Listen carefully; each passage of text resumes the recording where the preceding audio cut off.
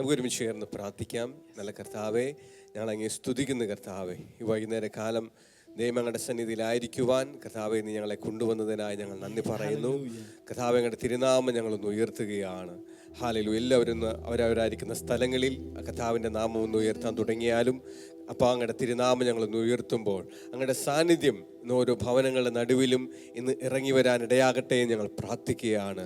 Hallelujah. ഇന്ന് അത്ഭുതത്തിൻ്റെ ദിവസമായി മാറട്ടെ, ദൈവികമായ പ്രവൃത്തികളുടെ ദിവസമായി മാറട്ടെ എന്ന് ഞങ്ങൾ പ്രാർത്ഥിക്കുകയാണ് കർത്താവെ.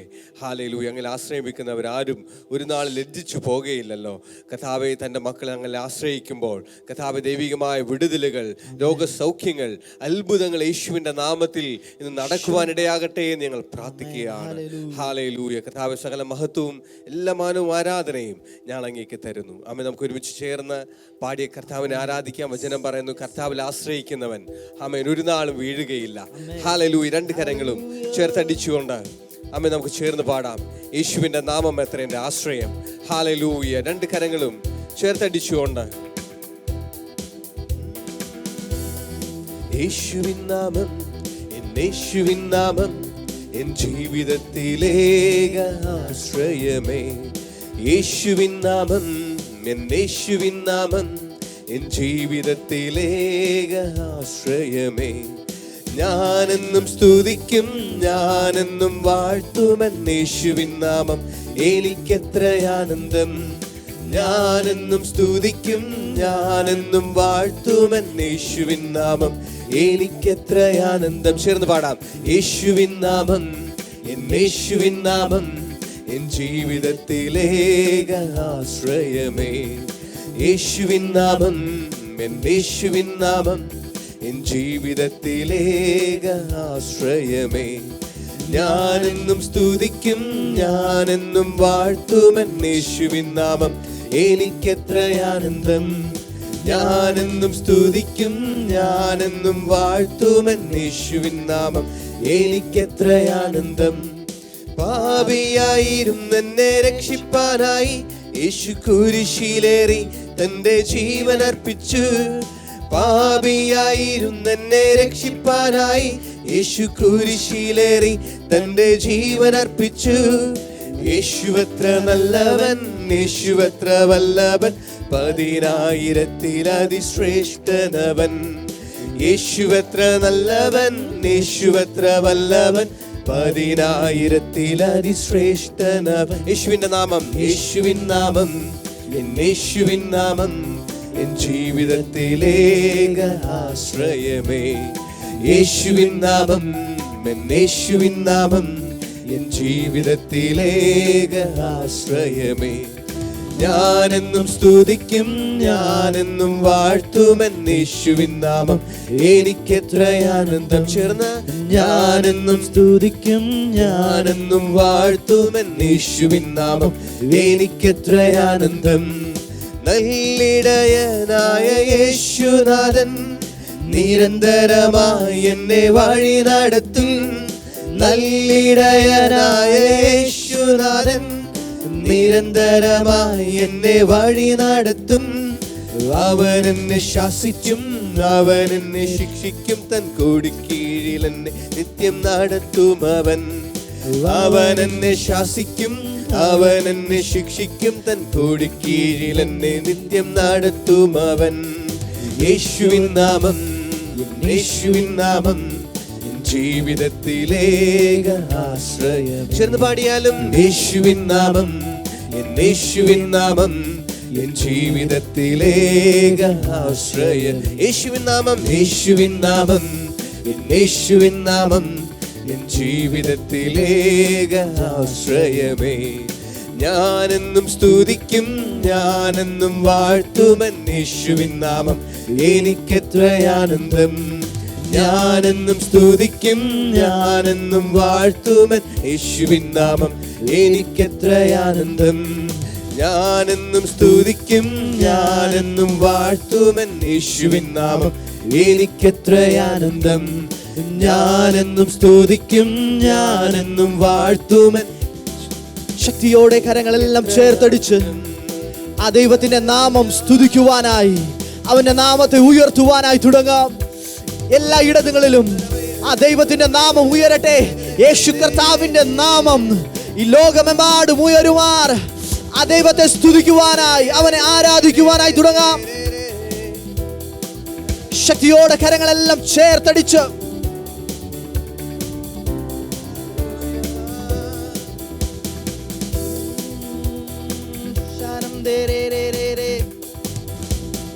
നിന്നതല്ല നാം, ദൈവം നമ്മെ നിർത്തിയതാ.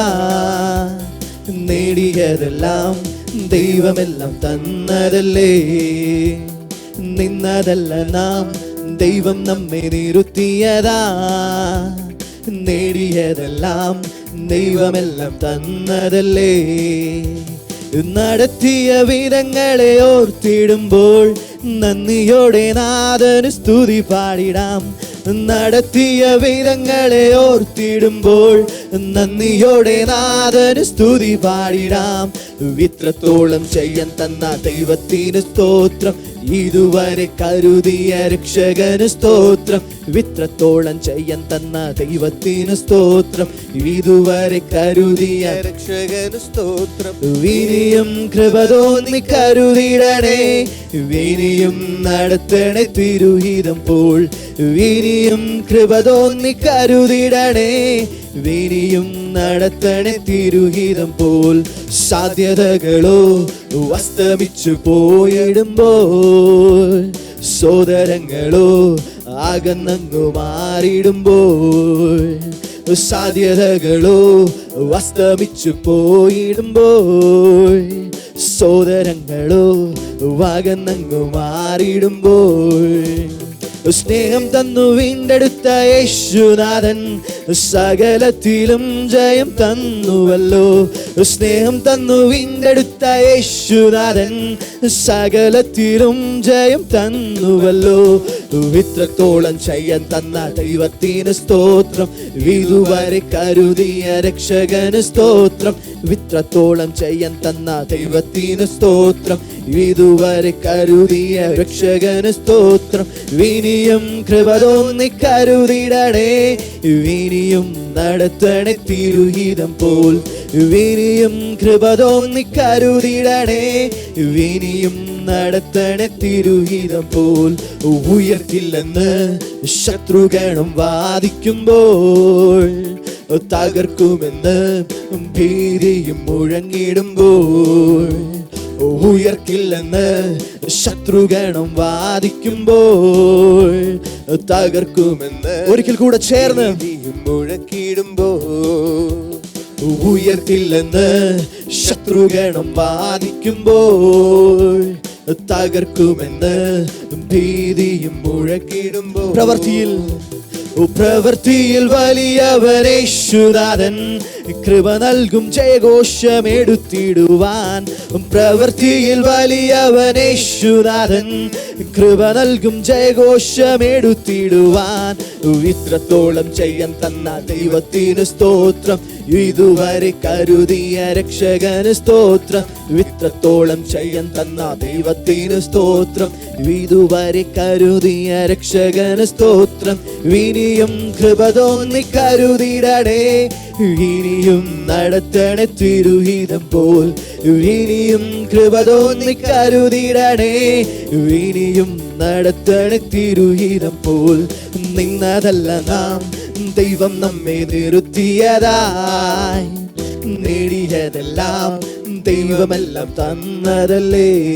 ഓ, നിന്നതല്ല നാം, ദൈവം നമ്മെ നിർത്തിയതായി. നേടിയതെല്ലാം ദൈവമെല്ലാം തന്നതല്ലേ.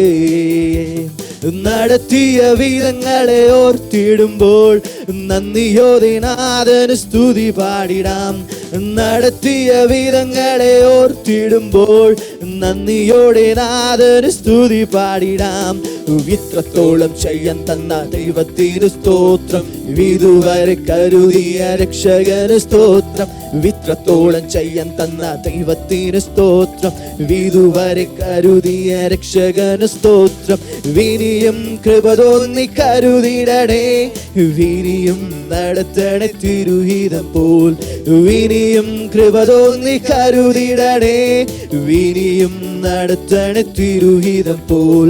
ഇനിയും കൃപ തോന്നി കരുതിടണേ, ഇനിയും നടത്തണേ തിരുഹിതം പോൽ. ഇനിയും കൃപ തോന്നി കരുതിടണേ, ഇനിയും നടത്തണേ തിരുഹിതം പോൽ. ഹല്ലേലൂയ. കർത്താവേ, നന്ദിയോടെ അങ്ങയെ സ്തുതിക്കുന്നു കർത്താവേ, അങ്ങയെ വാഴ്ത്തുന്നു കർത്താവേ. ഹല്ലേലൂയ. അങ്ങയുടെ കൃപ ഒന്നു മാത്രമാണ് കർത്താവേ ഞങ്ങൾ ഇന്നിവിടെ നിൽക്കുന്നത് കർത്താവേ. ഹല്ലേലൂയ. കർത്താവ് ഞങ്ങളെ അനുഗ്രഹിച്ചതിനായി, അങ്ങയുടെ കൃപയാൽ നിറച്ചതിനായി നന്ദി പറയുകയാണ്. ആമേൻ, ആമേൻ. തുടർന്ന് നമ്മൾ ഒരുമിച്ച് ചേർന്ന് വചനം പഠിക്കുവാനായിട്ട് പോവുകയാണ്. ഹല്ലേലൂയ. എത്ര പേർ തയ്യാറായിട്ടിരിപ്പുണ്ട്? എത്ര പേർ റെഡി ആയിരിപ്പുണ്ട്? എല്ലാവരും ഈ സമയത്ത് കരങ്ങളെല്ലാം ചേർത്തടിച്ച് ബ്രദർ ഡാമിയനെ ഈ സമയത്തേക്ക് സ്വീകരിക്കാം. ആകുലതകൾ നിറഞ്ഞ ഈ ലോകത്തിൽ നിങ്ങൾ ഒറ്റയ്ക്കാണെന്ന ചിന്ത നിങ്ങളെ വേട്ടയാടുന്നുവോ? നിരാശ നിങ്ങളെ തകർത്ത് കളയുന്നുവോ? പരാജയങ്ങളുടെ മുൻപിൽ നീ തളർന്നുപോയോ? കഴിഞ്ഞകാല ദുരനുഭവങ്ങൾ ഇന്നും നിന്നെ പിന്തുടരുന്നുവോ? എന്നാൽ കാൽവരി ക്രൂശിലെ ജയം നമ്മെ സ്വാതന്ത്ര്യത്തിലേക്ക് കൊണ്ടുവരുന്നു. ബ്ലെസ്സിംഗ് ടുഡേ നിങ്ങൾക്കായി ഒരുക്കുന്നു സീസൺ ഓഫ് ഡീപ്പ് ഹീലിംഗ്, ആഴമേറിയ ആന്തരിക സൗഖ്യത്തിന് നാളുകൾ.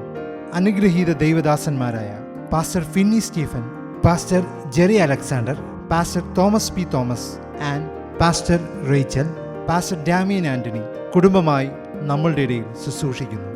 ഓഗസ്റ്റ് 2 മുതൽ എല്ലാ ദിവസവും രാത്രി 7 മണിക്ക് ബ്ലെസ്സിംഗ് ടുഡേ യൂട്യൂബ് ചാനലിലും ഫേസ്ബുക്കിലും സൂമിലും ലഭ്യമാണ്. ആഴമേറിയ ആന്തരിക സൗഖ്യത്തിന് നാളുകൾ, season of deep healing.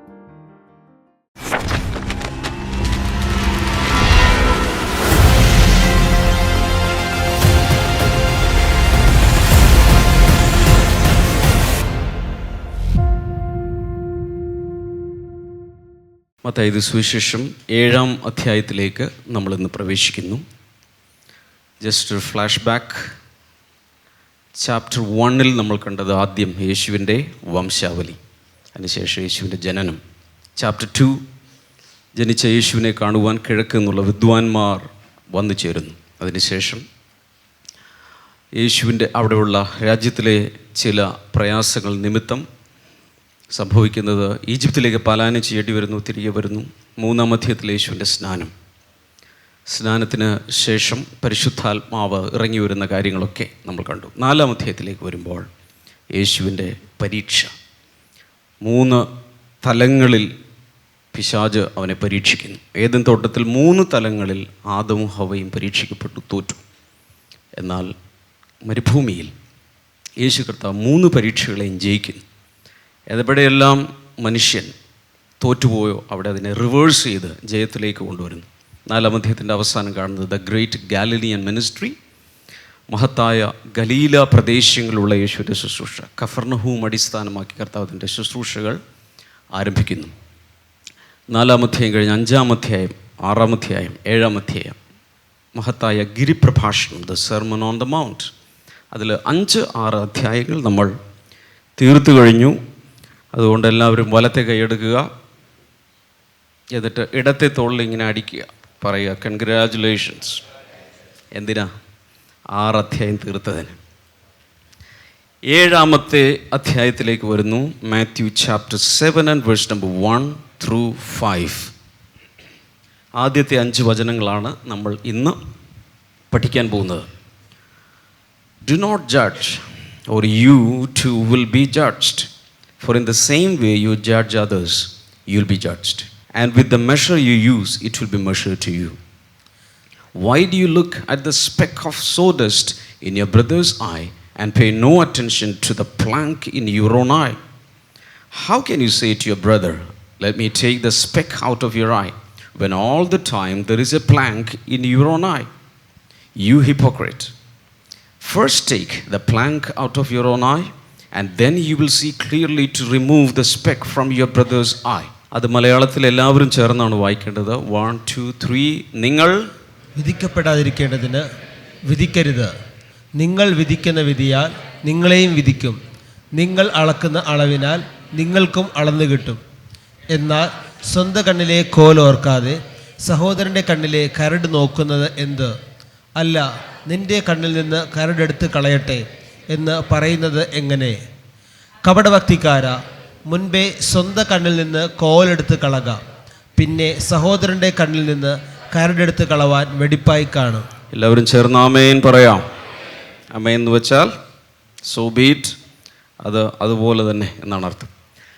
All right, ഈ ഭാഗത്ത് നമ്മൾ കാണുന്നത് ജഡ്ജിങ് അതേഴ്സ്, മറ്റുള്ളവരെ നാം വിധിക്കുന്നതിനെക്കുറിച്ചുള്ള ഒരു ശക്തിയേറിയ ഉപദേശമാണ് കർത്താവ് തരുന്നത്. എഴുതി വെക്കുക, do not sit in the judgement seat of God. മലയാളത്തിൽ എഴുതുന്നവർ ഇങ്ങനെ എഴുതുക, ദൈവത്തിൻ്റെ ന്യായവിധി സിംഹാസനത്തിൽ ഇരിക്കുവാൻ എനിക്ക് അനുവാദമില്ല. യേശു പറയുന്നത് ഇങ്ങനെയാണ്, ന്യായവിധി ദൈവത്തിനുള്ളതാണ്. നാം ആരും ഒരു സഹോദരനെയോ സഹോദരിയോ വിധിക്കുവാൻ ആ സിംഹാസനത്തിൽ കയറിയിരിക്കരുത്. But before that we should understand that there are two kinds of judgements. എഴുതി വെക്കുക, 2 തരത്തിൽ വിധി ഉണ്ട്.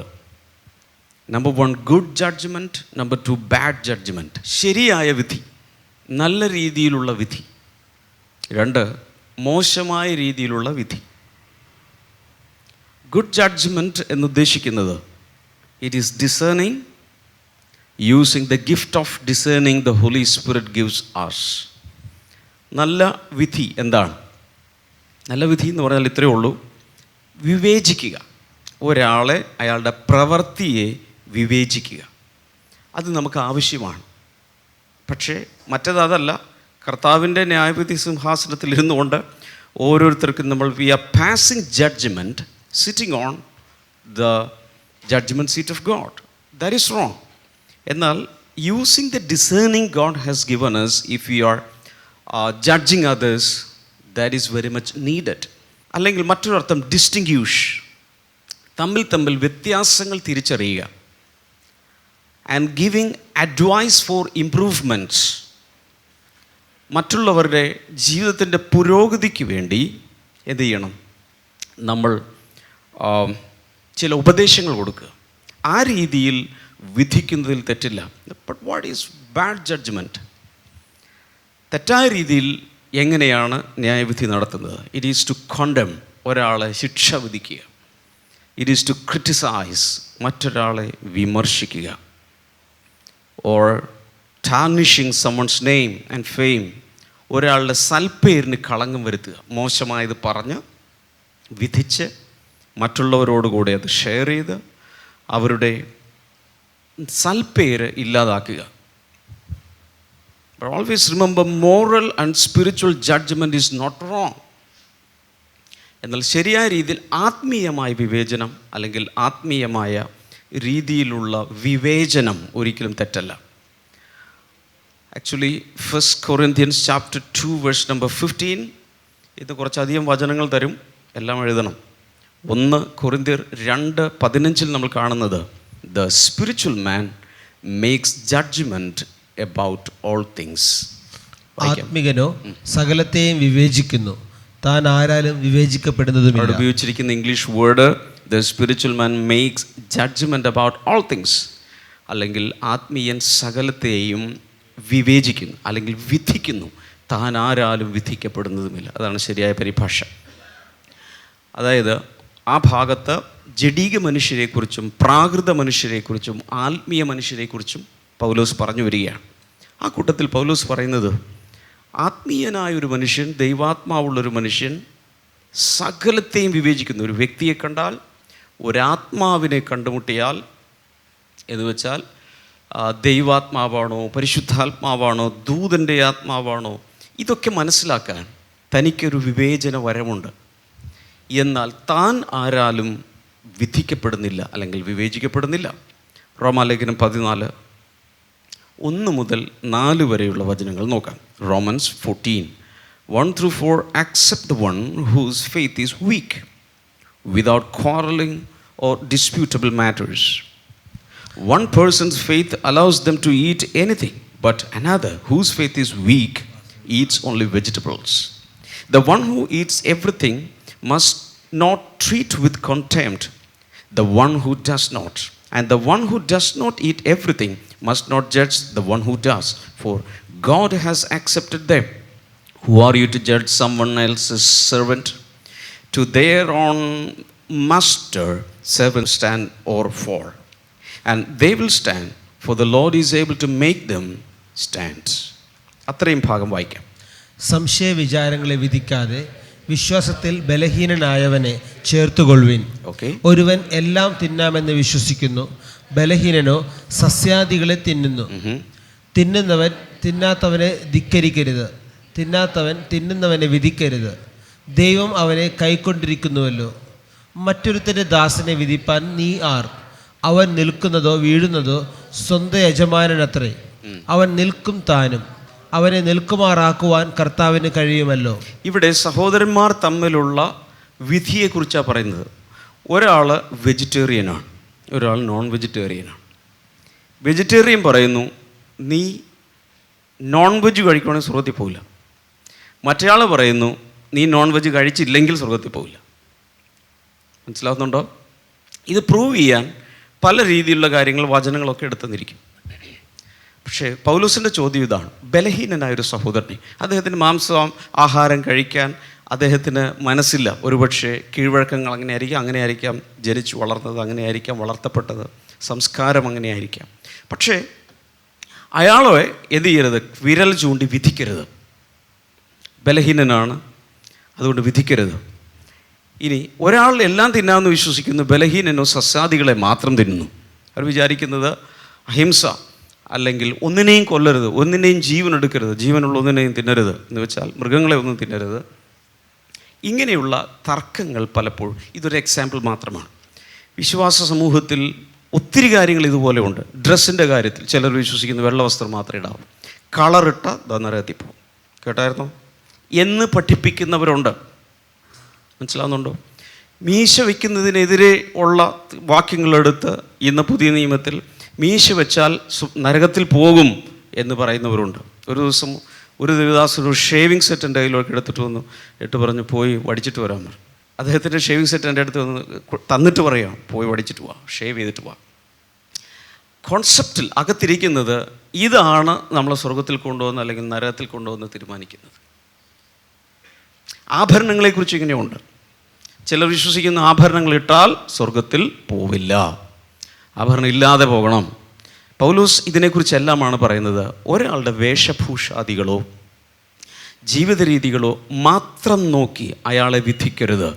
വിധി ദൈവത്തിനുള്ളതാണ്. മനുഷ്യൻ പുറമേയുള്ളത് നോക്കുമ്പോൾ ദൈവം അകമേയുള്ളത് നോക്കുന്നു. ദൈവം ചിന്തകളെയും വിചാരങ്ങളെയുമാണ് വിധിക്കുന്നത്, നമ്മുടെ പുറത്ത് കാണുന്ന ഒന്നിനെയുമല്ല. അപ്പോൾ ജീൻസ് ഇട്ടാൽ സ്വർഗത്തിൽ പോവില്ല എന്ന് പറയുന്നവരുണ്ട്. ഇതെല്ലാം ബലഹീനത കൊണ്ടാണ്, നമുക്ക് വ്യക്തമായി വചനം അറിയാത്തത് കൊണ്ടാണ്. ഈ സ്നാപക യോഹന്നാൻ്റെ ഡ്രസ്സ് എന്തായിരുന്നു? ഒട്ടക രോമം കൊണ്ടുള്ളതും ഒരു ഉടുപ്പും ഒക്കെയാണ് അദ്ദേഹം ഇട്ടുകൊണ്ടിരുന്നത്. സോ ഒരു സഹോദരനെയും നോക്കി വസ്ത്രധാരണ രീതിയോ മറ്റു കാര്യങ്ങളെ നോക്കി എന്നതുകൊണ്ട് പ്രാകൃതമായും അലങ്കോലമായും നടക്കണമെന്നല്ല എൻ്റെ അർത്ഥം. അതും വചനത്തിൽ പറഞ്ഞിട്ടുണ്ട്. മാന്യമായി വസ്ത്രം ധരിക്കണം, മാന്യമായി വസ്ത്രം ധരിക്കണമെന്ന് വ്യക്തമായി പൗലോസ് എഴുതിയിട്ടുണ്ട്. അതുകൊണ്ട് സമൂഹത്തിൽ ഇറങ്ങി നടക്കുമ്പോൾ മറ്റുള്ളവർക്ക് അരോചകമല്ലാത്ത രീതിയിലുള്ള വസ്ത്രങ്ങൾ ധരിക്കാൻ ദൈവത്തിൻ്റെ കുഞ്ഞുങ്ങൾ പഠിക്കണം. എന്നതുകൊണ്ട് പുതുതായി ഒരാൾ വിശ്വാസത്തിലേക്ക് വരുമ്പോൾ അയാളെ നോക്കി നീ ഇന്നത് ചെയ്യുകയാണെങ്കിൽ നരകത്തിൽ പോവില്ല എന്ന് വിധിക്കരുത്. നീയല്ല വിധി സിംഹാസനത്തിൽ ഇരിക്കേണ്ടത്, കർത്താവ് അവിടെ ഇരിപ്പുണ്ട്, കർത്താവിനെ തള്ളി മാറ്റല്ലേ എന്നാണ് പൗലോസ് പറയുന്നത്. അതിൻ്റെ തന്നെ 13-ാമത്തെ വചനം നോക്കാം. Therefore, let's stop passing judgment on one another. Instead, make up your mind not to put any stumbling block or obstacle in the way of a brother or sister. അതുകൊണ്ട് നാം ഇനി അന്യോന്യം വിധിക്കരുത്, സഹോദരന് ഇടർച്ചയോ തടങ്ങലോ വെക്കാതിരിപ്പാൻ മാത്രം ഉറച്ചുകൊള്ളുവേൻ. അതിൻ്റെ മുകളിൽ 10-ാമത്തെ വചനം കൂടി ഒന്ന് വായിച്ചു നോക്കാം. You then, why do you judge your brother or sister? Or why do you treat them with contempt? For we all shall stand before God's judgment seat. എന്നാൽ നീ സഹോദരനെ വിധിക്കുന്നത് എന്ത്? അല്ല, നീ സഹോദരനെ ധിക്കരിക്കുന്നത് എന്ത്? നാം എല്ലാവരും ദൈവത്തിൻ്റെ ന്യായാസനത്തിന് മുൻപാകെ നിൽക്കേണ്ടി വരും. വിധിക്കുന്നവനും വിധിക്കപ്പെടുന്നവനും നമ്മളെല്ലാവരും ഒരു ദിവസം ന്യായവിധി സിംഹാസനത്തിന് മുമ്പിൽ ഹാജരാകേണ്ട ഒരു ദിവസം വരുന്നുണ്ട്. അതുവരെ ഇത് ചെയ്യരുത് എന്നാണ് പറയുന്നത്. Judging those who continue sinning in the church circles is A necessity of church discipline. ഇതിങ്ങനെ ഇരിക്കുമ്പോൾ തന്നെ സഭയ്ക്കകത്ത്, കൂട്ടായ്മയുടെ അകത്ത് പാപം ചെയ്തുകൊണ്ടിരിക്കുന്ന ഒരു വ്യക്തിയെ നാം വിധിക്കേണ്ടത് സഭയുടെ അച്ചടക്കത്തിന് അനിവാര്യമാണ്. അത് തെളിയിക്കുവാൻ ചില വചനങ്ങൾ. 1 കൊരിന്ത്യർ 5 9 മുതൽ 13 വരെ. 1 Corinthians chapter 5 9 through 13. I wrote to you in my letter not to associate with sexually immoral people, not at all meaning the people of this world who are immoral, or the greedy and swindlers, or idolaters. In that case, you would have to leave this world. But now, I'm writing to you that you must not associate with anyone who claims to be a brother or sister, but is sexually immoral, or greedy, or an idolater, or slanderer, a drunkard, or swindler. Do not even eat with such people. What business is it of mine to judge those outside the church? Are you not to judge those inside? God will judge those outside. Expel the wicked person from among you. വായിക്കാം. ദുർനടപ്പുകാരോട് സംസർഗമരുതെന്ന് ഞാൻ എൻ്റെ ലേഖനത്തിൽ നിങ്ങൾക്ക് എഴുതിയിട്ടുണ്ടല്ലോ. ഒരു നിമിഷം. എന്തിനെക്കുറിച്ചാണ് പറയുന്നത്? സഭയ്ക്കകത്ത്, പുറത്തുള്ളതല്ല, സഭയ്ക്കകത്ത് ഒരാൾ പാപത്തിൽ ജീവിച്ചുകൊണ്ടിരുന്നാൽ, എസ്പെഷ്യലി ഇവിടെ പറയുന്നത് ദുർനടപ്പിൽ, ലൈംഗിക പാപങ്ങളിൽ ജീവിച്ചുകൊണ്ടിരുന്നാൽ, ആ വ്യക്തിയോട് ഇടപെടേണ്ടത് എങ്ങനെ? അടുത്ത വചനം വായിക്കാം. അത് ഈ ലോകത്തിലെ ദുർനടപ്പുകാരോടോ അത്യാഗ്രഹികളോടോ പിടിച്ചുപറിക്കാരോടോ വിഗ്രഹാരാധികളോടോ അരുത് എന്നല്ലല്ലോ. അങ്ങനെയെങ്കിൽ നിങ്ങൾ ലോകം വിട്ടു പോകേണ്ടി വരും. പുറത്തുള്ളവരോട് അങ്ങനെ പെരുമാറണമെന്നല്ല പറയുന്നത്. പുറത്തുള്ള ഒത്തിരി പാപം ചെയ്തു നടക്കുന്നത് അവരൊന്നും കസ്റ്റഡിയിലെടുത്ത് നമ്മൾ ചോദ്യം ചെയ്യേണ്ട ആവശ്യമില്ല. പക്ഷേ കൂട്ടായ്മക്കകത്ത് വന്ന ശേഷം ഒരു സഹോദരനായി സഹോദരിയായി ജീവിക്കുമ്പോൾ അയാൾ തുടർന്നും പാപത്തിൽ ജീവിക്കുകയാണെങ്കിൽ അയാൾക്കെതിരെ ആക്ഷൻ എടുക്കണം. 11. എന്നാൽ സഹോദരൻ എന്ന് പേർപ്പെട്ട ഒരുവൻ ദുർനടപ്പുകാരനോ അത്യാഗ്രഹിയോ വിഗ്രഹാരാധിയോ വായുഷ്ഠാണക്കാരനോ മദ്യപനോ പിടിച്ചുപറിക്കാരനോ ആകുന്നുവെങ്കിൽ അവനോട് സംസർഗമരുത്. അങ്ങനെയുള്ളവനോട് കൂടെ ഭക്ഷണം കഴിക്ക പോലും അരുതെന്നത്രേ ഞാൻ നിങ്ങൾക്ക് എഴുതിയത്. 12. പുറത്തുള്ളവരെ വിധിപ്പാൻ എനിക്കെന്ത് കാര്യം? നിങ്ങൾ അകത്തുള്ളവരെ അല്ലയോ വിധിക്കുന്നത്? പുറത്തുള്ളവരെ ദൈവം വിധിക്കുന്നു. ആ ദുഷ്ടനെ നിങ്ങളുടെ ഇടയിൽ നിന്ന് നീക്കിക്കളവിൻ. എന്തിനാണ് ഈ വചനം എടുത്തതെന്നറിയാമോ? യേശു എന്താ പറഞ്ഞത്? വിധിക്കരുത്. വിധിക്കുന്നത് ഏതളവിലാണോ അത് നിങ്ങൾക്ക് തിരിച്ചു കിട്ടും. പക്ഷെ ഇവിടെ എന്താ പറയുന്നത്? വിധിക്കണം. ഞാൻ പറയാൻ ഒരു പ്രാവശ്യം ഞാൻ പറഞ്ഞു, വചനത്തിൽ 2 സ്ഥലത്ത് വിപരീതമായി കണ്ടാൽ 2 എടുക്കണം. 2 എടുത്ത ശേഷം അതിനൊരു we have to strike the balance.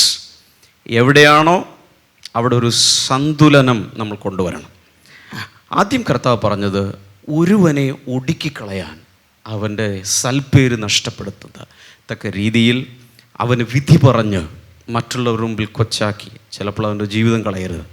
പകരം പാപം ചെയ്യുന്ന ഒരുത്തനെ അവൻ മാനസാന്തരപ്പെടേണ്ടതിന് സഭയ്ക്കകത്താണെങ്കിൽ അവനെ നിങ്ങൾ വിധിക്കണം. അവിടെ സഭയ്ക്കകത്തുള്ള ഒരുവൻ ഒരു ലിസ്റ്റ് അവിടെ കൊടുത്തിട്ടുണ്ട്. Sexually moral, greedy, idolater, slanderer, drunkard, swindler. സഭയ്ക്കകത്ത് വന്ന ശേഷം മദ്യപാനം തുടരുന്നു. സഭയ്ക്കകത്ത് വന്ന ശേഷവും വിഗ്രഹാരാധന തുടരുന്നു. സഭയ്ക്കകത്ത് കൂട്ടായ്മയിൽ ഉൾപ്പെട്ട് നിൽക്കുമ്പോൾ തന്നെ വ്യഭിചാരം ചെയ്യുന്നു, ദുർനടപ്പിൽ പോകുന്നു. ഇങ്ങനെയുള്ള ഒരാളെ കണ്ടാൽ അവിടെ പറഞ്ഞിരിക്കുന്നത് ഇങ്ങനെയാണ്: ആ ദുഷ്ടനെ നിങ്ങളുടെ നടുവിൽ നിന്ന് നീക്കിക്കളയുവിൻ. എന്താ എൻ്റെ അർത്ഥം? Expel that brother from the church circles. സഭയിൽ നാളെ പുറത്താക്കണം. എത്ര ഉപദേശിച്ചിട്ടും പാപജീവിതത്തിൽ നിന്ന് മടങ്ങി വരുന്നില്ലെങ്കിൽ, if there is no sign of repentance, if he is rebelling against the church leadership can expel such brothers and sisters. കർത്താവ് തന്നിരിക്കുന്ന ഒരു പെർമിഷനാണ്. അടുത്തൊരു വശം, ഇതൊരു സഹോദരനെയോ സഹോദരിയോ ഒരു വിശ്വാസിയുടെ മേൽ എടുക്കേണ്ട ആക്ഷനാണ്. അടുത്തത് കുറച്ചുകൂടി ഗംഭീരമാണ്. 2 Corinthians 11:4, 2 Corinthians 11:4. For if someone comes to you and preaches a Jesus other than the Jesus we preached, or if you receive a different spirit from the spirit you received, or a different gospel from the one you accepted, you put up with it easily enough. ഒരുത്തൻ വന്ന് ഞങ്ങൾ പ്രസംഗിക്കാത്ത മറ്റൊരു യേശുവിനെ പ്രസംഗിക്കുകയോ നിങ്ങൾക്ക് ലഭിക്കാത്ത വേറൊരു ആത്മാവെങ്കിലും നിങ്ങൾ കൈക്കൊള്ളാത്ത വേറൊരു സുവിശേഷമെങ്കിലും ലഭിക്കുകയോ ചെയ്യുമ്പോൾ നിങ്ങൾ പൊറുക്കുന്നത് ആശ്ചര്യം. ആ ഭാഗം തുടർന്നും ആ ഭാഗങ്ങളൊക്കെ വായിച്ചാൽ ഒരു കാര്യം മനസ്സിലാകും. ഒരാൾ വന്ന് പൗലോസ് പ്രസംഗിച്ച യേശു, ആ സുവിശേഷമല്ലാതെ മറ്റൊരു സുവിശേഷമോ യേശുവിനെയോ നിങ്ങളുടെ ഇടയിൽ വന്ന് പ്രസംഗിച്ചാൽ, ഒരു ശുശ്രൂഷകനാണെങ്കിൽ പോലും വെറുതെ വിടരുത്, വിധിച്ച് പുറത്താക്കുക. We don't want your preaching. ദുരുപദേശം കൊണ്ടുവരുന്നവരെ വിധിക്കുവാൻ ഒരു ലൈസൻസ് പൗലോസ് എഴുതി തരികയാണ്. ചെയ്യണം, ഇല്ലെങ്കിൽ എന്തു പറ്റും? ഒത്തിരി പേർ ആ ദുരുപദേശത്തിൻ്റെ പിന്നാലെ പോയി നരകത്തിൽ വീഴാൻ സാധ്യതയുണ്ട്. അപ്പോൾ പല യേശു ഉണ്ടെന്നാണ് ഇതിന്ന് എനിക്ക് മനസ്സിലായത്. ഞങ്ങൾ പ്രസംഗിക്കാത്ത മറ്റൊരു യേശു, അങ്ങനെ യേശുണ്ട്. ദൈവജനത്തിൽ പറയുന്ന ദൈവവചനം മാംസമായി നമ്മുടെ മധ്യത്തിൽ വസിച്ച സാക്ഷാൽ നസ്രായനായ യേശു ക്രിസ്തു അല്ലാതെ പറഞ്ഞു ഫലിപ്പിച്ചു വരുമ്പോൾ അത് വേറൊരു യേശുവായി മാറും. കാരണം കർത്താവ് തന്നെ പറഞ്ഞു, എൻ്റെ പേരെടുത്തുകൊണ്ട് പലരും നിങ്ങളുടെ അടുക്കൽ വരും. അതുകൊണ്ട് നിങ്ങൾ ശ്രദ്ധിച്ചുകൊള്ളുവിൻ, അവരുടെ ഉപദേശത്തെ ശ്രദ്ധിക്കുവിൻ. ആ കാര്യത്തിൽ നിങ്ങൾക്ക് വിധിക്കാൻ ലൈസൻസ് ഉണ്ട്. But Jesus is teaching against A bitter and hostile spirit that finds faults with others. എന്നാൽ മറ്റുള്ളവരിൽ കുറ്റം മാത്രം കാണുന്ന സിനിക്കൽ ഐസോടുകൂടെ മറ്റുള്ളവരെ കണ്ട് വിധിക്കുന്ന ആ ശത്രുതാ മനോഭാവത്തോടുകൂടെയുള്ള വിധി, അതാണ് നമ്മൾ ഒഴിവാക്കേണ്ടത്. Hypocritical self righteousness is wrong. കപടബദ്ധിയോടുകൂടെ ഈ മറ്റൊരാളെ വിധിക്കുമ്പോൾ അതിൻ്റെ അർത്ഥം എന്താ? ഞാൻ നിങ്ങളെക്കാൾ നല്ലവൻ. കൂടെ ഈ ക്ലാസ്സുകൾ പറഞ്ഞൊരു കാര്യം, പരീശൻ്റെയും പാപിയുടെയും പ്രാർത്ഥന. ഒരാൾ പരീശൻ ചുങ്കക്കാരനെ കുറ്റപ്പെടുത്തിക്കൊണ്ടാണ്, ഇയാളെപ്പോലെ അല്ല ഞാൻ. അത് സെൽഫ് റൈച്ചസ്നെസ്സാണ്, സ്വയനീതീകരണമാണ്. ഇത് ദൈവം അംഗീകരിക്കുന്നില്ല. ഇതിൽപ്പെട്ട മറ്റൊന്നാണ് വിമർശനം. എല്ലാവരും പറഞ്ഞേ, there are 2 kinds of criticism. വിമർശനങ്ങളും 2 രീതിയിലുണ്ട്. Healthy criticism and unhealthy criticism. Healthy criticism ആരോഗ്യകരമായ ക്രിറ്റിസിസം, വിമർശനം. അതെന്താണത്? It is constructive, it is creative. ഒരാളിലെ കുറവുകളെ നോക്കി അയാളേക്കാൾ സീനിയറായ ഒരാൾ, ആത്മീയമായി പക്വതയുള്ള ഒരാൾ, മുതിർന്ന ഒരാൾ വിളിച്ചിട്ട് പറയുകയാണ്, മോളെ ഇന്ന കാര്യങ്ങൾ ജീവിതത്തിൽ തെറ്റുണ്ട്, അത് നീ തിരുത്തണം. ഇത് മോശമായ ഒരു ക്രിറ്റിസിസം അല്ല. അയാളിലെ ദോഷങ്ങളാണ് അപ്പോഴും കാണുന്നത്, പക്ഷെ ഒരിക്കലും അത് തെറ്റല്ല. ഉള്ളിലെ ചേതോവികാരം എന്താണ്? ആ വ്യക്തി ഒന്നുകൂടെ നന്നായി കാണണം, ഒന്നുകൂടെ യേശുവിൽ വളരണം, ജീവിതത്തിൽ കൂടുതൽ കൃപ പ്രാപിക്കണം. ഇതൊക്കെയാണ് അവിടെ ഉദ്ദേശിക്കുന്നത്. നമ്പർ 2, അൺഹെൽത്തി ക്രിറ്റിസിസം എന്ന് വെച്ചാൽ this is destructive and cancerous. അനാരോഗ്യപരമായ വിമർശനം മറ്റുള്ളവരെ നശിപ്പിക്കുന്നതാണ്, നാശോന്മുഖമാണ്. ആൻഡ് ക്യാൻസറസ്, അർബുദവ്യാധി പോലെ മറ്റുള്ളവരെ പിടിക്കും. ഒരാളെക്കുറിച്ച് കുറ്റം പറഞ്ഞു, അയാൾ വേറൊരാളോട് പറഞ്ഞു, കുറച്ച് കഴിയുമ്പോൾ അത് വാട്സാപ്പിലൂടെ പോസ്റ്ററുകളായും ടെക്സ്റ്റ് മെസ്സേജുകളായും ഒക്കെ പ്രചരിക്കാൻ തുടങ്ങും. ആ ഒരു വ്യക്തി ഒരു പക്ഷേ ചിലപ്പോൾ കുറവുകൾ കാണാം, എങ്കിലും അദ്ദേഹത്തിൻ്റെ ഇമേജ് നഷ്ടപ്പെടുന്നു, സമൂഹത്തിലുള്ള തൻ്റെ കീർത്തി നഷ്ടപ്പെടുന്നു.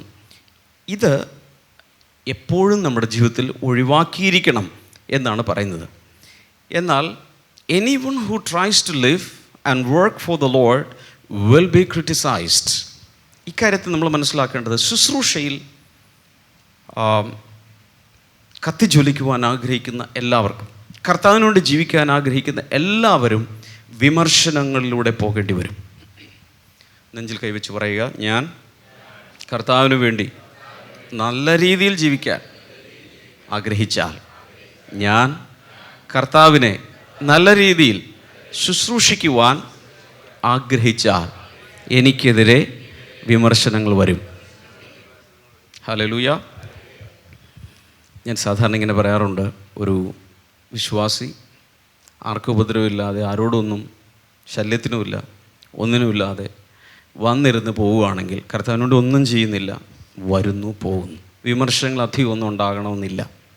എന്നാൽ ആൾ എഴുന്നേറ്റ് എന്തെങ്കിലുമൊക്കെ ചെയ്യാൻ തുടങ്ങുമ്പോൾ കുടുംബത്തിൽ നിന്നോ കൂട്ടായ്മയിൽ നിന്നോ പുറത്തു നിന്നോ കുത്തുവാക്കുകളോ പരിഹാസങ്ങളോ എന്തെങ്കിലുമൊക്കെ വരാം. അപ്പോൾ നിങ്ങളിവിടെ ഇരിക്കുക, നാളെ ഒന്ന് വർഷിപ്പ് ലീഡ് ചെയ്യാൻ നിങ്ങളോട് പറയും. ഇതുവരെ ഒരു ഉപദ്രവം ആർക്കും ചെയ്തിട്ടില്ല. നാളെ ഇവിടെ ഒന്ന് വർഷിപ്പ് ലീഡ് ചെയ്യാൻ നിങ്ങളോട്, മോർണിംഗ് ഗ്ലോറിയിൽ വർഷിപ്പ് ലീഡ് ചെയ്യാൻ സിസ്റ്ററെ ഒന്ന് വാ, ബ്രദറെ ഒന്ന് വാ, മൈക്ക് കയ്യിൽ തരുന്നു. അന്നത്തെ ആ പാട്ടിന് ശേഷം, ആരാധനയ്ക്ക് ശേഷം പുറത്തേക്ക് ഇറങ്ങുമ്പോൾ ചിലർ വന്നിട്ട് നന്നായിരുന്നു സിസ്റ്ററെ, സൂപ്പർ, ചില ബ്രദറെ അടിപൊളി, ഇങ്ങനെ വേണം. രണ്ടഴിയൂടെ പുറത്തോട്ട് ഇറങ്ങി ചായ കുടിക്കാൻ അവിടെ നിൽക്കുമ്പോൾ ഇതെന്താരാധനയാണ്, ഇങ്ങനെയാണോ കർത്താവിനെ ആരാധന? ഞങ്ങൾക്കങ്ങ് ഉറക്കം വന്നിട്ട് പാടില്ലായിരുന്നു.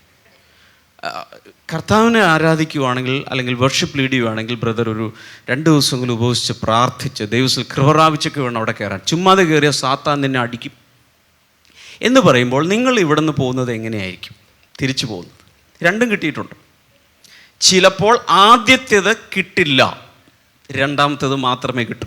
അപ്പം ഇതുവരെ ഒരു കുഴപ്പമില്ലാതിരുന്ന എനിക്ക്, ഞാനിപ്പോൾ ആരാധന ലീഡ് ചെയ്തപ്പോഴല്ലേ പ്രശ്നമുള്ളൂ. അതുകൊണ്ട് ഞാൻ തീരുമാനം എടുത്തിരിക്കുന്നു, ഉഗ്ര തീരുമാനം, ഇനി ഒരിക്കലും ഞാൻ ആരാധന ലീഡ് ചെയ്യുകയില്ല, ആർക്കും ഉപദ്രവം ഉണ്ടാക്കുകയില്ല. പലരും എന്ന് പറയാണ്ട് ബ്രദറെ പ്രാർത്ഥിക്കുമ്പോഴാണ് കൂടുതൽ പ്രാർത്ഥിക്കുമ്പോൾ കൂടുതൽ പ്രശ്നങ്ങൾ, അതുകൊണ്ട് ഞാനിപ്പോൾ പ്രാർത്ഥിക്കാറില്ല. തൻ്റെ പ്രിയനോ അത് ഉറക്കത്തിൽ കൊടുക്കുന്നു എന്ന് പറഞ്ഞിട്ട് അതുകൊണ്ട് കുറേ നേരം കിടന്ന് ഉറങ്ങുവാണ്, ഉറക്കത്തിൽ അത് കിട്ടിക്കോട്ടെ എന്നൊരു പക്ഷേ ഇങ്ങനെയുള്ള പോളിസികളിലേക്ക് പലരും പോകാറുണ്ട്. ഇത് പോകാതിരിക്കാൻ റാൽഫ് മഹോനി എന്ന ഒരു ദൈവദാസൻ പറഞ്ഞത് ഞാൻ പറയുകയാണ്, എഴുതി വെച്ചു. A man who has never faced criticism is not at all a minister. ഒരിക്കലും ജീവിതത്തിൽ വിമർശനങ്ങൾ അഭിമുഖീകരിച്ചിട്ടില്ലാത്ത ഒരു ശുശ്രൂഷകനെ അല്ല. Jesus faced criticism from all circles. യേശുവിന് തൻ്റെ ജീവിതത്തിൽ എല്ലാ മേഖലകളിൽ നിന്നും വിമർശനം കിട്ടിയവനാണ്.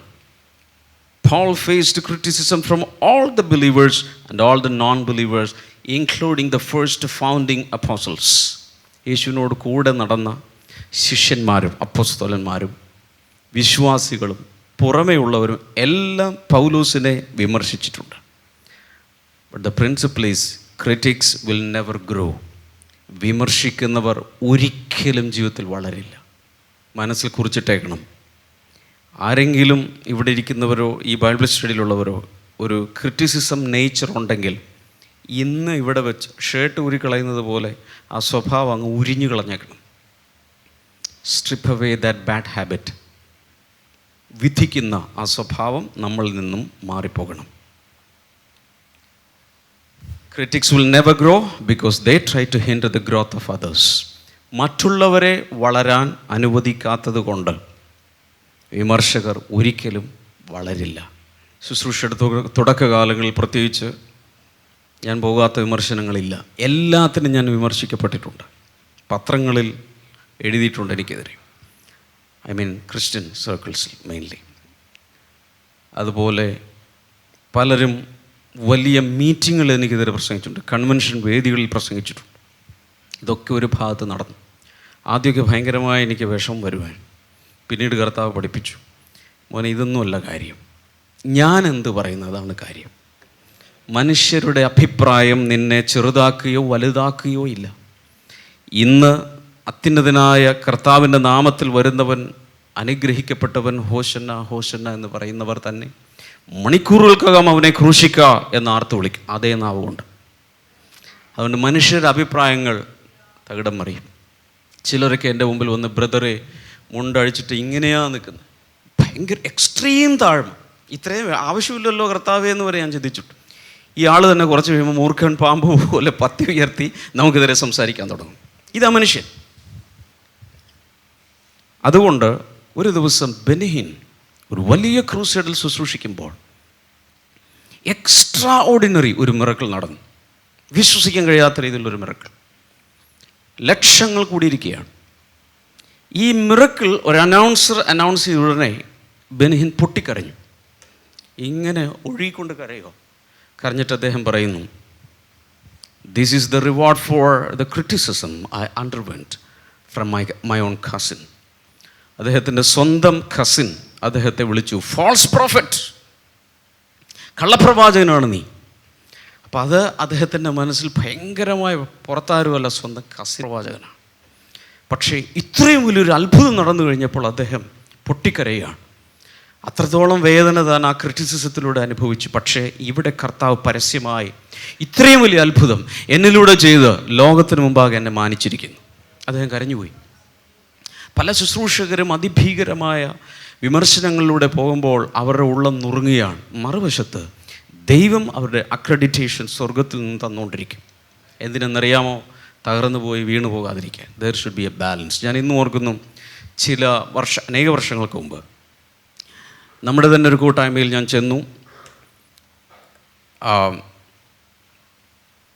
തൊഴിച്ച് പുറത്താക്കുന്നത് പോലെ എന്നെ അവിടെ നിന്ന് തൊഴിച്ച് പുറത്താക്കി. നമ്മളായി ഉണ്ടാക്കിക്കൊണ്ടുവന്നൊരു കൂട്ടായ്മയാണ്. അതിഭയങ്കരമായ വേദനയിൽ കരഞ്ഞുകൊണ്ട് ഞാൻ ബൈക്ക് ഓടിക്കുകയാണ്. എന്നാൽ ബൈക്ക് ഓടിച്ച് ഓഫീസിലെത്തിക്കഴിഞ്ഞപ്പോൾ ഒരു ഇൻവിറ്റേഷൻ, നമ്മുടെ ഈ പട്ടണത്തിൽ തന്നെ ഒരു വലിയ മീറ്റിംഗ് നടത്താൻ, എല്ലാ കാര്യങ്ങളും അവർ കോർഡിനേറ്റ് ചെയ്തോളും. നമുക്ക് ടീമായി അവിടെ ശുശ്രൂഷിക്കും. ഒരു ഭാഗത്ത് നമ്മളെ ഇടിച്ച് താഴ്ത്തി നമ്മുടെ ജ്യൂസ് പിഴിയുമ്പോൾ മറുഭാഗത്ത് ദൈവം നമ്മളെ മറ്റൊരു വഴി തുറന്ന് മാനിച്ചിരിക്കും. നന്നായി കരങ്ങളടിച്ച് ആ കർത്താവിന് നന്ദി പറയാം.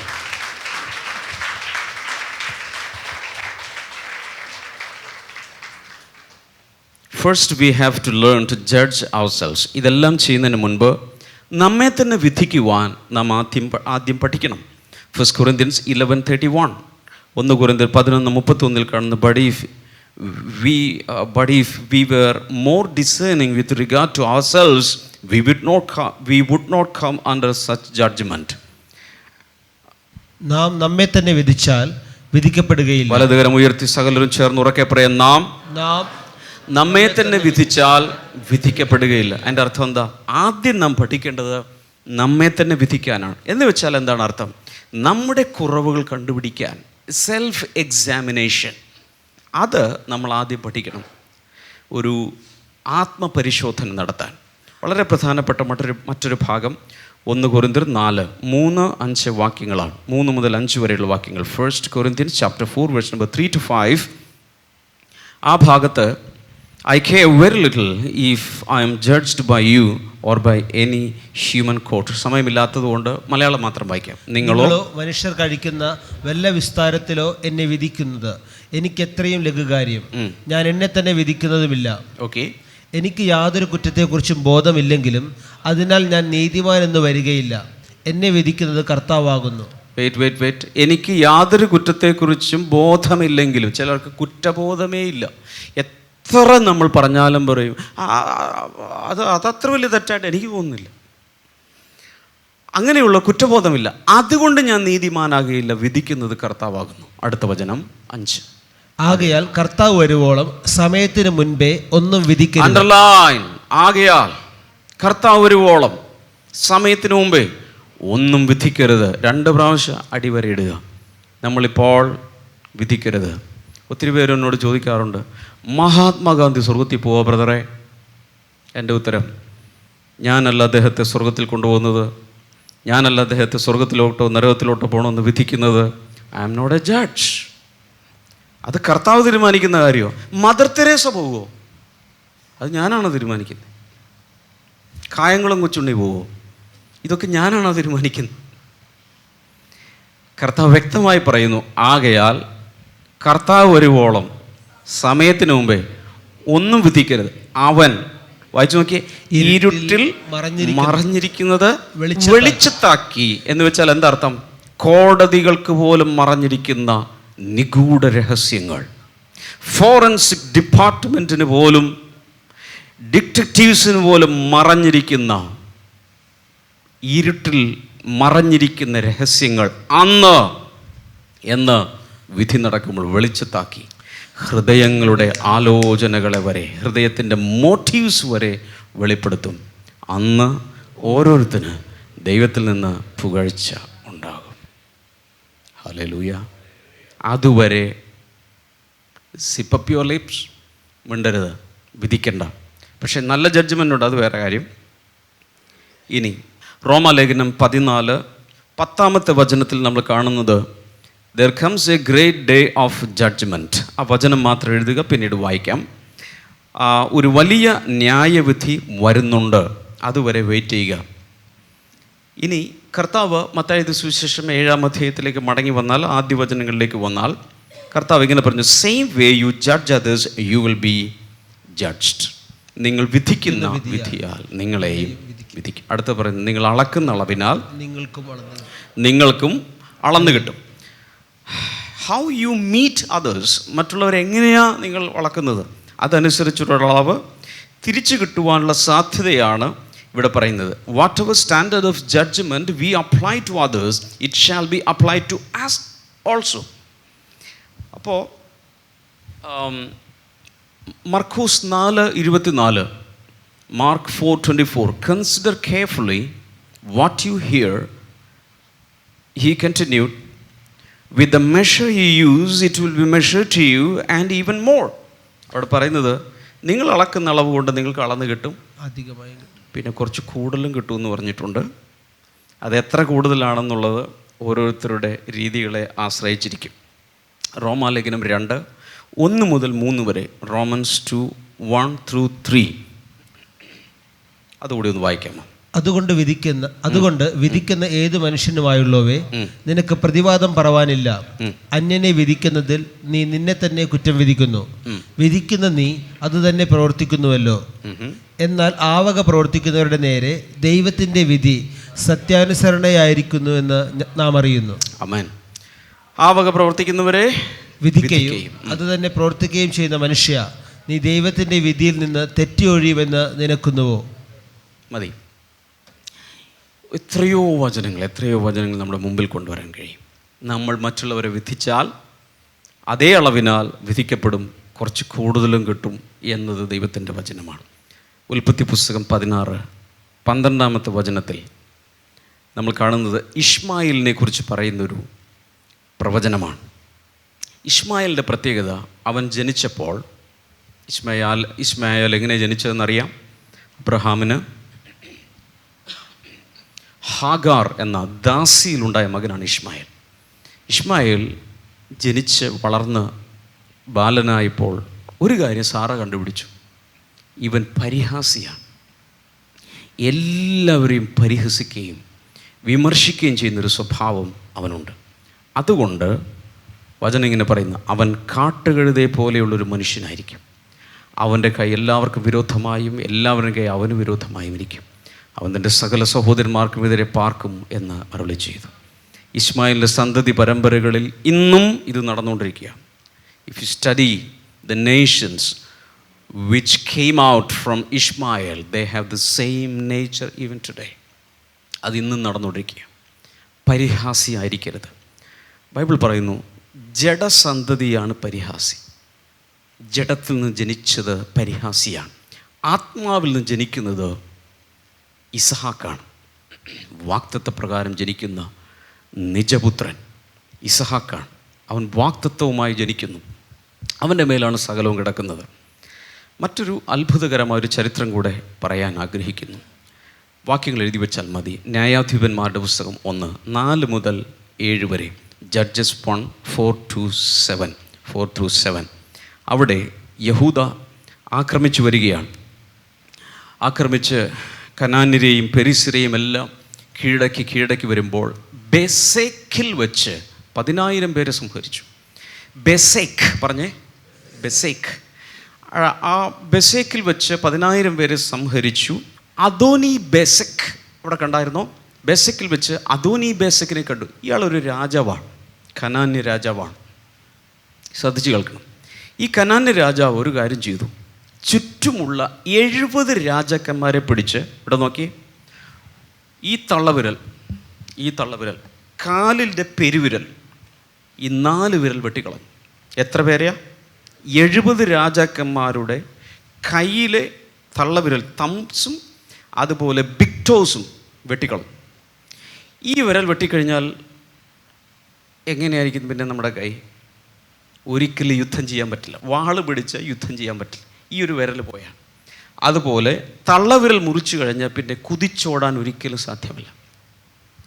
70 രാജാക്കന്മാർ ഇദ്ദേഹത്തിൻ്റെ ആശ്രിതരായി ഡൈനിങ് ടേബിളിൽ വരുന്ന എച്ചിൽ തിന്ന് ജീവിച്ചു. ഓക്കെ, 70 രാജാക്കന്മാർ. ഇനി യഹൂദായും കൂട്ടരും കൂടി അങ്ങോട്ട് കയറി ചെന്ന് ഈ കനാന്യ രാജാവിനെ പിടിച്ചിട്ട് ആദ്യം ചെയ്തതെന്തെന്നറിയാമോ? അയാളുടെ ഈ 4 വിരലങ്ങ് വെട്ടിക്കളഞ്ഞു. അപ്പോൾ അദ്ദേഹം പറഞ്ഞ കാര്യം അവിടെ എഴുതിയിട്ടുണ്ട്. കൈകാലുകളുടെ പെരുവിരൽ മുറിച്ച 70 രാജാക്കന്മാർ എൻ്റെ മേശയും കീഴിൽ നിന്ന് പെറുക്കി തിന്നിരുന്നു. ഞാൻ ചെയ്തതുപോലെ തന്നെ ദൈവം എനിക്ക് പകരം ചെയ്തിരിക്കുന്നു എന്ന് അദോനി ബേസക് പറഞ്ഞു. അവർ അവനെ യെരൂശലേമിലേക്ക് കൊണ്ടുപോയി. അവിടെ വെച്ച് അവൻ മരിച്ചു. എന്ത് മറ്റുള്ളവരോട് ചെയ്യുമോ അത് തിരിച്ചു കിട്ടും. പ്രത്യേകിച്ച് ആ കാലത്ത് കണ്ണിന് പകരം കണ്ണ്, പല്ലിന് പകരം പല്ല്, അതാണ് അന്നത്തെ നിയമം, ഇന്നത്തെ നിയമമല്ല. ഒരു കാര്യം കൂടി എഴുതാം. റെവലേഷൻ 18:6, വെളിപ്പാട് പുസ്തകം 18:6 ബാബിലോണിനെ കുറിച്ച് പറയുന്നുണ്ട്. അവൾക്ക് പകരം, അവൾ നിങ്ങൾക്ക് ചെയ്തതുപോലെ നിങ്ങൾ അവൾക്ക് പകരം ചെയ്യുവിൻ. അവളുടെ പ്രവൃത്തികൾക്ക് ഒത്തവണ്ണം അവൾക്ക് ഇരട്ടിച്ചു കൊടുപ്പിൻ. അവൾ കലക്കി തന്ന പാനപാത്രത്തിൽ അവൾക്ക് ഇരട്ടി കലക്കി കൊടുപ്പിൻ. കർത്താവ് ഇങ്ങനെയാണ് അവസാനിപ്പിക്കുന്നത്. മത്തായി 7 നമ്മൾ വായിച്ച ഭാഗത്ത് 5 വാക്യങ്ങളിൽ. സ്വന്തം കണ്ണിൽ ഒരു വലിയ തടി കഷ്ണം ഇരിക്കുമ്പോൾ, ഒരു കോലിരിക്കുമ്പോൾ, ബ്രദറെ ഇങ്ങ് വന്നേ, ഇത് കണ്ണിലൊരു ചെറിയൊരു കരടിരിപ്പുണ്ട്, അത് ഞാൻ എടുക്കട്ടെ എന്ന് പറയുന്നതിൻ്റെ ന്യായമെന്ത്? ഈ കോലെടുത്ത് കള എങ്കിൽ എന്ത് സംഭവിക്കും? അയാളുടെ കണ്ണിലെ ആ കരട് ശരിയായി കാണാനെങ്കിലും നിനക്ക് സാധിക്കും. പലപ്പോഴും മറ്റുള്ളവരിലേക്ക് നമ്മൾ വിരൽ ചൂണ്ടി കുറ്റം പറയുമ്പോൾ എപ്പോഴും സാധാരണ പറയുന്നൊരു കാര്യമാണ്, ഒരു വിരൽ ചൂണ്ടുമ്പോൾ ഏറ്റവും കുറഞ്ഞ 3 വിരൽ നമ്മുടെ നേരെ തിരിഞ്ഞിരിക്കും. അപ്പോൾ അത്രയും വലുതാണ് നമ്മൾ കുറവിരിക്കുന്നത് എന്നുള്ളത് നമ്മൾ മറക്കരുത്. വ്യഭിചാരക്കൂട്ടത്തിൽ പിടിക്കപ്പെട്ടൊരു സ്ത്രീയെ യേശുവിൻ്റെ അടുക്കൽ കൊണ്ടുവന്ന് നമുക്കറിയാം. യോഹന്നാൻ 8 ആ സ്ത്രീയെക്കുറിച്ച് പറഞ്ഞു, ഇവളെ മോശ പറയുന്ന കല്ലെറിയണം, നീ എന്ത് പറയുന്നു? കർത്താവ് എന്താ പറയുന്നത്? നിങ്ങളിൽ പാപം ചെയ്തിട്ടില്ലാത്ത ആരെങ്കിലും ഉണ്ടെങ്കിൽ ഞാനിവിടെ വെയിറ്റ് ചെയ്യാം, നിങ്ങൾ ആദ്യം വാ. First chance goes to sinless people. പാപം ചെയ്തിട്ടില്ലാത്തവർക്ക് ഒന്നാമത്തെ ഊഴം.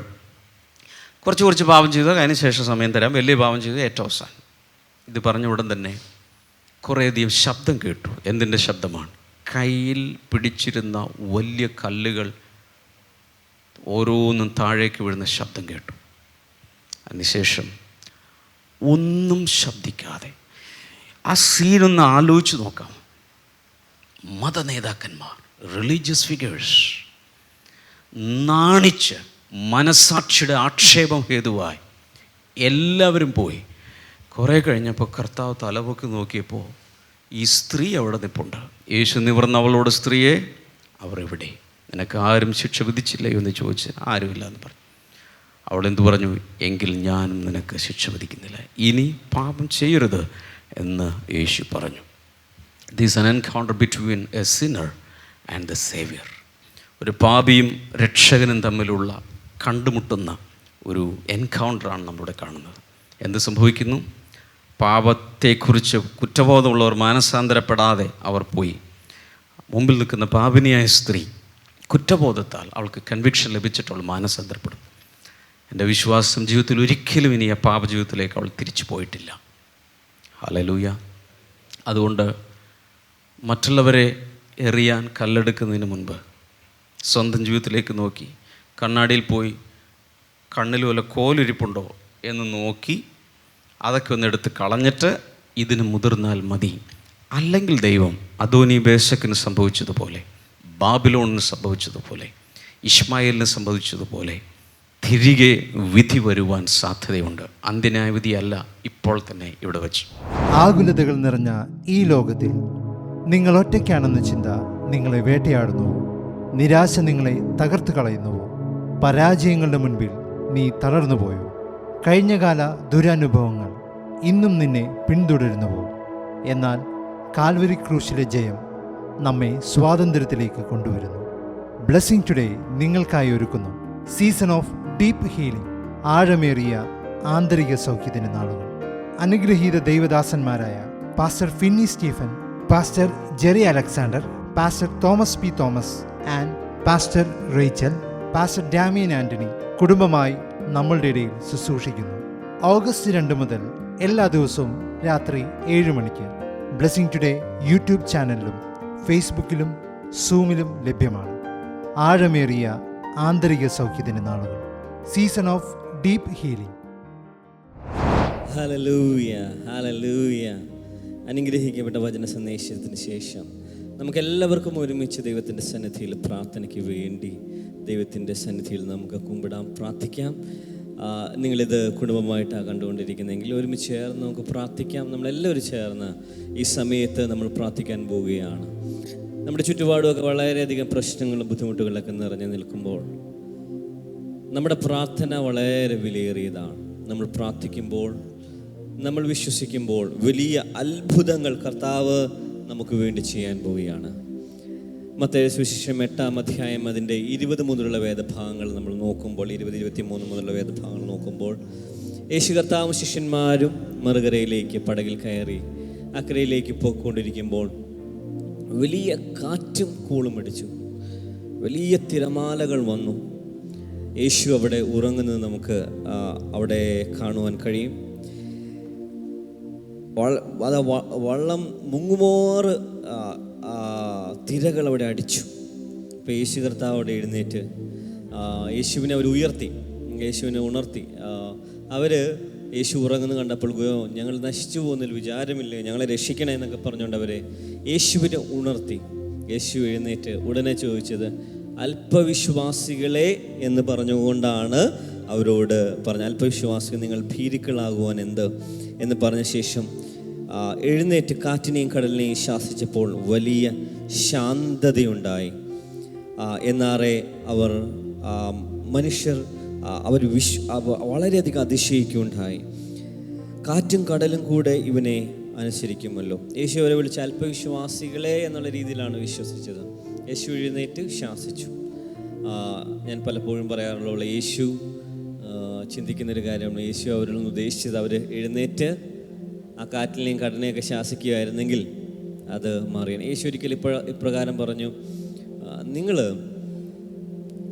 വിശ്വാസത്തോടെ, ഹൃദയപൂർവ്വം വിശ്വാസത്തോടെ ഈ മലയോട് നീങ്ങി കടലിലേക്ക് ചെന്ന് വീഴാൻ പറഞ്ഞാൽ അത് അങ്ങനെ തന്നെ സംഭവിക്കും. ഈ സമയത്ത് ദൈവമക്കൾ നമ്മൾ പ്രാർത്ഥിക്കുമ്പോൾ വലിയ വിടുതൽ നമ്മുടെ ചുറ്റുപാടും നടക്കാൻ പോവുകയാണ്. നിങ്ങൾ പ്രാർത്ഥിക്കുമ്പോൾ നിങ്ങളുടെ കുടുംബത്തെ കർത്താവ് സംരക്ഷിക്കും, നമ്മുടെ സഭയെ, വിശ്വാസികളെ കർത്താവ് സംരക്ഷിക്കും, നമ്മുടെ വില്ലേജിനെ, നമ്മുടെ വാർഡിനെ, നമ്മുടെ പഞ്ചായത്തിനെ, നമ്മുടെ ജില്ലയെ, നമ്മുടെ സംസ്ഥാനത്തെ, നമ്മുടെ ഇന്ത്യയെ കർത്താവ് തൊടാൻ പോവുകയാണ്. ചുറ്റുപാടും കാറ്റും കോളും എല്ലാം അടിച്ചുകൊണ്ടിരിക്കുകയാണ്.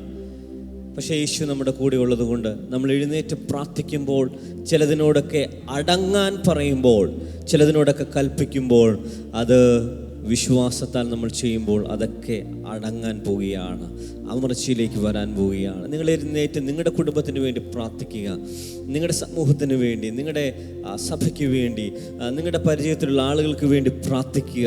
വലിയ വിടുതലുകൾ നമ്മുടെ ജീവിതത്തിലേക്ക് കർത്താവ് നൽകാൻ പോവുകയാണ്. ഇപ്പോൾ നിങ്ങൾ പ്രതികരിക്കുന്ന ഒരു പ്രശ്നമുണ്ടെങ്കിൽ, നിങ്ങളുടെ മുൻപിൽ അഭിമുഖീകരിക്കുന്ന ഒരു രോഗമാകാം, കടഭാരമാകാം, ഞെരുക്കമാകാം, വിശ്വാസത്തോടെ എഴുന്നേറ്റുകൊണ്ട് ചിലതൊക്കെ വിളിച്ചു പറയുമ്പോൾ അത്ഭുതങ്ങൾ നിങ്ങളുടെ ജീവിതത്തിൽ കർത്താവ് ചെയ്യാൻ പോവുകയാണ്. എത്ര പേർ ചേർന്ന് ഹല്ലേലൂയ പറയും? ആമേൻ. നമ്മൾ ഒരുമിച്ച് ചേർന്ന് പ്രാർത്ഥിക്കാൻ പോവുകയാണ്. നിങ്ങളുടെ ജീവിതത്തിൽ വലിയ കാറ്റും കോളും തിരയുമായി വന്നുകൊണ്ടിരിക്കുന്ന ഏതൊക്കെ പ്രശ്നമാണെങ്കിലും ഈ സമയത്ത് ദൈവത്തിൻ്റെ സന്നിധിയിലോട്ട് കൊടുത്ത് നമ്മൾ പ്രാർത്ഥിക്കുക.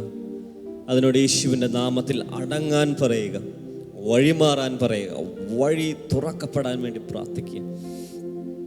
എല്ലാവരും ദൈവസന്നിധിയിൽ ഈ കൈകൾ ഉയർത്തിപ്പിടിച്ചോണ്ട് നിങ്ങളുടെ ജീവിതത്തിൽ ഉയരുന്ന എത്ര വലിയ പ്രശ്നമാണെങ്കിലും, കാറ്റാണെങ്കിലും കോളാണെങ്കിലും ദൈവസന്നിധിയിലേക്കൊന്ന് കൊടുത്തുകൊണ്ട് പ്രാർത്ഥിച്ചു. കർത്താവേ, ഹല്ലേലൂയ. കർത്താവേ, അങ്ങയുടെ സന്നിധിയിലേക്ക് ഞങ്ങളിതിനെ സമർപ്പിക്കുന്നു. കടലിനെയും കാറ്റിനെയും എല്ലാത്തിനെ നിയന്ത്രിക്കുവാൻ കഴിവുള്ള സർവശക്തനായ ദൈവമേ, യേശു കർത്താവേ, അങ്ങയുടെ കരങ്ങളിലേക്ക് ഞങ്ങളുടെ ചുറ്റുപാടുമുള്ള എല്ലാ പ്രശ്നങ്ങളെയും, ഞങ്ങളുടെ ജീവിതത്തിലുള്ള പ്രശ്നങ്ങളെയും, ഞങ്ങളുടെ കുടുംബത്തിലെ പ്രശ്നങ്ങളെ ദൈവസന്നിധിയിൽ സമർപ്പിച്ചു പ്രാർത്ഥിക്കുന്നു.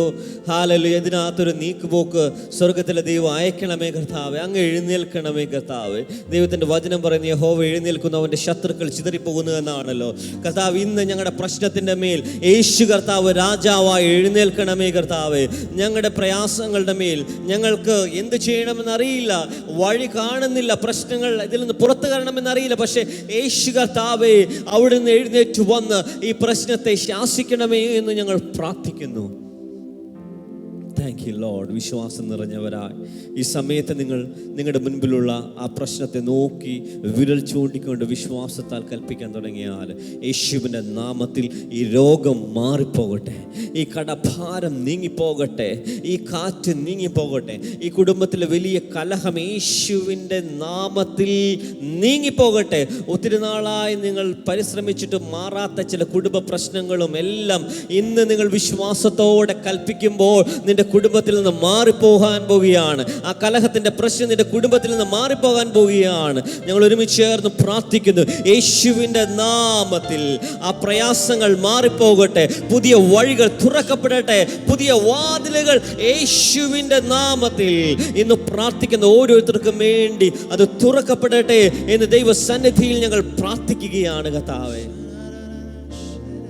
ഞങ്ങൾ വിശ്വാസത്താൽ കാണുകയാണ്, വിശ്വാസത്താൽ കാണുകയാണ്. Thank you Lord. ആ വഴികളെ കർത്താവ് തുറന്നതിനായി, ആ കാറ്റിനെ അങ്ങ് അടക്കിയതിനായി, അതിനെ ശാന്തമാക്കിയതിനായി ഞങ്ങൾ അങ്ങേക്ക് നന്ദി പറയുന്നു. ഈ സമയത്ത് ലോകമെമ്പാടും ഉയർന്നുകൊണ്ടിരിക്കുന്ന വർദ്ധിച്ച കൊറോണ വൈറസിൻ്റെ ഭീതിയെ ദൈവകരങ്ങളിലേക്ക് ഞങ്ങളിപ്പോൾ സമർപ്പിക്കുന്നു. എല്ലാവരും ചേർന്നൊന്ന് പ്രാർത്ഥിച്ചാൽ. ഹല്ലേലൂയ. കർത്താവേ, ഞങ്ങൾ ഒരുമിച്ച് ചേർന്ന് പ്രാർത്ഥിക്കുന്നു. കർത്താവേ, അങ്ങ് എഴുന്നേൽക്കണമേ, അങ്ങ് ശാന്തമാക്കണമേ. ഞങ്ങൾ ഈ സമയത്ത് പ്രാർത്ഥിക്കുന്നു. ലോകത്തെ നോക്കി അങ്ങ് കൽപ്പിക്കണമേ കർത്താവേ, അങ്ങ് എഴുന്നേൽക്കണമേ കർത്താവേ, അങ്ങ് അത്ഭുതത്തെ ചെയ്യണമേ എന്ന് ഞങ്ങൾ പ്രാർത്ഥിക്കുന്നു. ഞങ്ങൾ വിശ്വസിക്കുന്നു, ഞങ്ങൾ പ്രഖ്യാപിക്കുന്നു. വളരെ വേഗത്തിൽ ഈ കൊറോണയുടെ വ്യാപനം നിലയ്ക്കാൻ പോവുകയാണ്. ദൈവത്തിൻ്റെ അത്ഭുതം നടക്കാൻ പോവുകയാണ്. ദൈവത്തിൻ്റെ പ്രവൃത്തിയോടെ നടക്കാൻ പോവുകയാണ്. രോഗികളെല്ലാവരും സൗഖ്യമാകപ്പെടട്ടെ. പുതിയ രീതിയിലുള്ള മരുന്നുകൾ വന്നു ചേരട്ടെ. വാക്സിനുകൾ എല്ലാവരിലേക്ക് എത്തിച്ചേരട്ടെ. അത്ഭുതങ്ങൾ യേശുവിൻ്റെ നാമത്തിൽ കൊറോണയുടെ മേഖലയിൽ ഞങ്ങൾ ഇപ്പോൾ കൽപ്പിച്ച് പ്രാർത്ഥിക്കുകയാണ്. പ്രാർത്ഥന കേട്ടതിനായി നന്ദി പറയുന്നു. ജനത്തെ തിരുക്കരങ്ങളിൽ സമർപ്പിക്കുന്നു. എല്ലാവരും യേശുവിൻ്റെ രക്തത്താൽ മുദ്ര വെച്ച് പ്രാർത്ഥിക്കുന്നു. ദൈവിക സംരക്ഷണം ഞങ്ങളുടെ കുടുംബാംഗങ്ങളുടെ മേലും അങ്ങ് അയക്കണമേ എന്ന് ഞങ്ങൾ പ്രാർത്ഥിക്കുന്നു. എല്ലാവരും തിരുക്കരങ്ങളിൽ സമർപ്പിച്ച് പ്രാർത്ഥിക്കുന്നു. കർത്താവേ, ലൈവ് ചാറ്റിലൂടെ ഇടുന്ന ഓരോ പ്രാർത്ഥന വിഷയങ്ങളെയും ദൈവകരങ്ങളിലേക്ക് സമർപ്പിക്കുന്നു. ഇതിനകത്ത് ഇടുന്ന ഓരോ പ്രാർത്ഥന വിഷയങ്ങളെ ദൈവസന്നിധിയിലേക്ക് ഞങ്ങൾ ഓരോരുത്തരും സമർപ്പിച്ച് പ്രാർത്ഥിക്കുന്നു. രോഗികളെ അങ്ങ് സൗഖ്യമാക്കുന്നതിനായി നന്ദി പറയുന്നു. എല്ലാ രോഗികളെ സൗഖ്യമാക്കുന്നതിനായി നന്ദി പറയുന്നു. ജോലിയില്ലാത്തവർക്ക് ജോലിയെ കൊടുക്കുന്നതിനായി നന്ദി പറയുന്നു. ദൈവിക അനുഗ്രഹങ്ങൾ, വിടുതലുകൾ ഓരോ വ്യക്തി ജീവിതങ്ങളിലേക്കും കർത്താവ് അയക്കുന്നതിനായി ഞങ്ങൾ അങ്ങേക്ക് നന്ദി പറയുകയാണ്. കർത്താവേ, അങ്ങയുടെ കരങ്ങളിലേക്ക് തിരുക്കരങ്ങളിൽ ഞങ്ങൾ സമർപ്പിക്കുന്നു. പ്രാർത്ഥന കേട്ടതിനായി നന്ദി, യേശുവിൻ്റെ നാമത്തിൽ തന്നെ ആമേൻ. എല്ലാ ദിവസവും രാവിലെ 7 മണിക്ക് നമുക്ക് മോർണിംഗ് ഗ്ലോറി നമുക്കുണ്ട്. ബദരാമൻ പഠിപ്പിക്കുന്ന അനുഗ്രഹിക്കപ്പെട്ട ദൈവവചന ക്ലാസ്സുകൾ രാവിലെയുണ്ട്. എല്ലാവരും പ്രാർത്ഥിക്കുക. പ്രാർത്ഥനയിൽ വചന പഠനത്തിൽ നിങ്ങൾ പങ്കാളികളാകുക. ഈ സമയങ്ങൾ കർത്താവിനെ കൂടുതൽ എടുക്കുവാൻ, വചനത്തിൽ പഠിക്കുവാൻ, ദൈവശക്തിയാൽ നിറങ്ങുവാൻ, ദൈവിക അത്ഭുതങ്ങളെ പ്രാപിച്ചെടുക്കുവാൻ കർത്താവ് ഓരോരുത്തരെയും അനുഗ്രഹിക്കട്ടെ. കർത്താവിൻ്റെ സന്നിധിയിൽ ഓരോരുത്തരെയും ദൈവം അനുഗ്രഹിക്കട്ടെ, ദൈവകൃപയാൽ നിറയ്ക്കട്ടെ. അമേൻ, അമേൻ, അമേൻ. യേശുവിൻ നാമമൻ പ്രാണനുരക്ഷ, കുഞ്ഞാടിൻ രക്തം എൻ വീടിനു മുദ്ര. യേശുവിൻ നാമമൻ പ്രാണനുരക്ഷ, കുഞ്ഞാടിൻ രക്തം എൻ വീടിനു മുദ്ര. മറഞ്ഞു വരും മഹാമാരികളെ ഭയപ്പെടില്ല, ഞാൻ ഭയപ്പെടില്ല. മറഞ്ഞു വരും മഹാമാരികളെ ഭയപ്പെടില്ല, ഞാൻ ഭയപ്പെടില്ല. യേശുവിൻ നാമം പ്രാണനുരക്ഷ, കുഞ്ഞാടിൻ രക്തം എൻ വീടിനു മുദ്ര.